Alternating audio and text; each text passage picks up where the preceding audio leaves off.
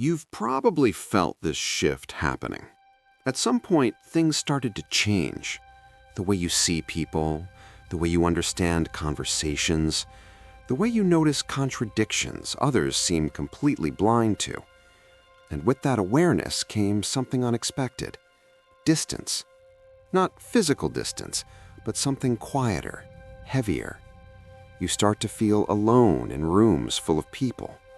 You try to explain something that feels obvious to you, simple, logical, grounded in facts. And instead of understanding, you're met with blank stares, or worse, resistance. They don't question your idea, they question you. They get irritated, defensive, almost offended, as if your clarity is some kind of attack. And that's the part that confuses you the most, because deep down you know something feels off. It's not that they lack intelligence. Some of them are smart, educated, capable. So why does it feel impossible to reach them? Here's the uncomfortable truth. It's not that they don't understand.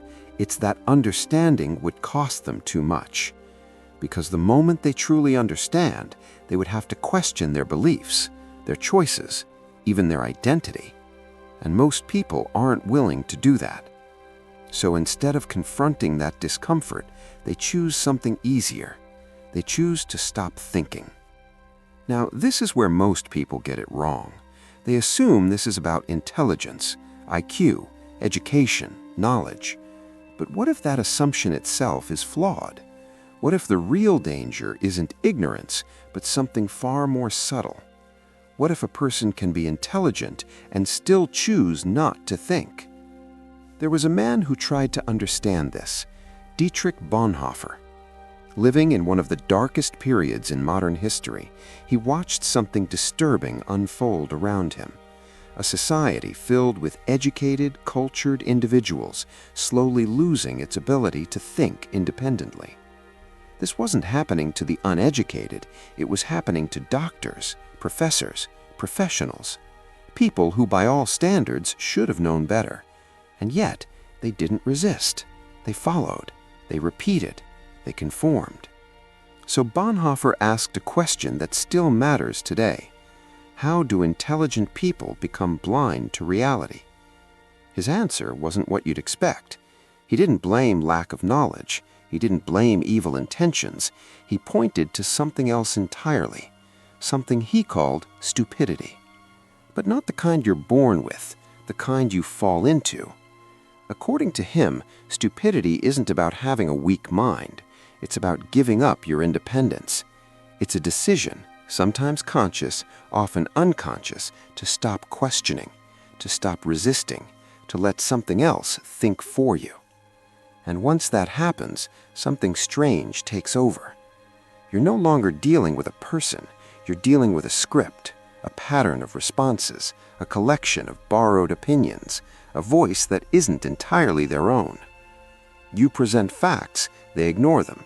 You show contradictions, they double down. You try logic, they respond with emotion. And no matter how clear your argument is, it never lands. Because you're not having a conversation anymore. You're confronting a belief system that has taken control. And here's why that's dangerous. Because unlike someone who is openly malicious, this kind of person doesn't see themselves as wrong. They feel justified, certain, even righteous. And that certainty makes them resistant to change. You can challenge evil, you can expose it, but when someone has surrendered their thinking, there's nothing to challenge, no entry point, no doubt to work with. And that's what makes it so difficult, because it doesn't look like weakness. It looks like confidence. It sounds like conviction. But underneath it, there's something missing. Independent thought. Now here's where it gets personal. Because if you're noticing this in others, it means you've stepped outside of it, even slightly. And that comes with a cost. You start to see patterns others don't. You question things people accept without thinking. You hesitate where others rush in blindly. And slowly, you stop fitting in. Not because you're better, but because you're no longer operating on the same level of awareness. And that can feel isolating, frustrating, even exhausting. But it also means something important. It means you still have your ability to think, to question, to resist. And in a world where many people quietly give that up, that ability becomes rare.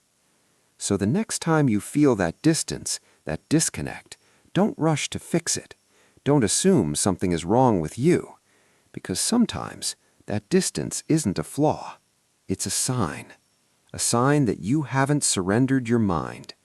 And in times like these, that might be the most important thing you can hold on to.